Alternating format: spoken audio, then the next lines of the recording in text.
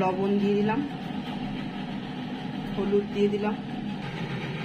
কড়াইয়ে তেল গরম বসিয়েছি, ভালোভাবে মেখে নিব। মাছগুলো ভেজে নেব।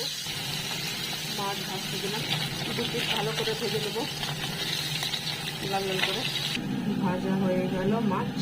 আলুগুলো পাতলা পাতলা করে কেটে, রসুন পেঁয়াজ দিয়ে মশলা বেটে নেব।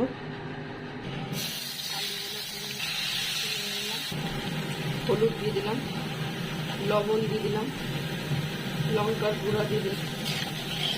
নাড়াচাড়া করে বাটা মশলা কষিয়ে নেব। সামান্য জল দিয়ে দিলাম। তরকারিতে আম দিব, আম কেটে নিলাম, আম কেটে ভিজিয়ে রাখলাম। ঝোলটা ফুটে মাছগুলো ছেড়ে দিলাম, ঝোলের একটু ফুটে গেলে আম দিয়ে নামিয়ে নেব। দিয়ে দেব আম দিয়ে কিছুক্ষণ ঢাকা রেখে দেবো। আমগুলো সিদ্ধ হয়ে যাবে ভালোভাবে, দিয়ে নামিয়ে নেব। মাছ রান্না করা হলো, এবার ঢেলে নেব বাটিতে। ঢেলে নিলাম, দেখতে সেই স্বাদ।